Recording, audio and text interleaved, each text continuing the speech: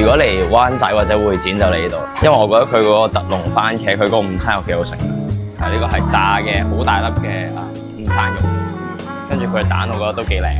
咁我多數咧就會咁樣，我唔係好中意食包，我就加落去。耶！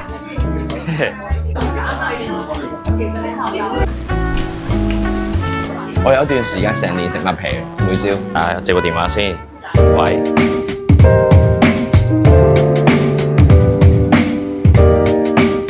係我哋落百零萬廣告咁佢。monthly 得，譬如我哋落100萬廣告，你當翻300萬一個月度㗎咋，咁一年都係3000零萬嘅 ，OK 啦。margin 都 OK 嘅，其實 margin 仲有銀，係啊。我純粹兜下個圈，跟住我有啲 friend 係，即係我成日都話我做五金嘅，我唔係做珠寶嘅。係啊，反而呢啲基本上，我之前都有個人同我話夾份開廠，但係而家大陸開廠係蝕錢咁滯嘅。咁基本上如果齋做金唔做石，其實都冇人做添，因為你錢喺石度賺。呢度冇銀啦，嗰度有呢度有金貨啦。咁佢呢間公司其實都係我其中一個 good friend 嚟嘅。咁佢哋做珍珠，咁珍珠加金啦。咁你見到其實啲金都係算輕金。每年珠寶展都好多人中意買啲嘢，啲心形300零蚊美金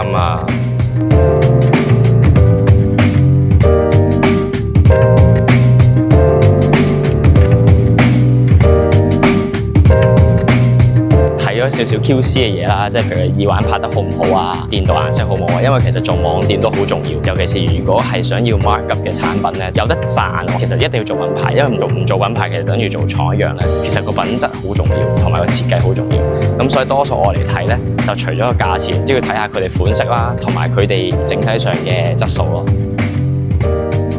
其實都攰啊，係啊，今日揾咗幾間廠已經攰啦。先睇咗啲首飾啦，咁其實一日係唔夠行㗎。我多數一嚟嘅時候都3、4日，由頭行到落尾，因為要睇唔同供應商、唔同價錢、唔同產品。而家我哋去睇下有冇廠，即係加工廠，同埋咧睇包裝，因為其實呢兩個元素都好重要，尤其是做品牌。包裝咧係一個非常之重要嘅元素。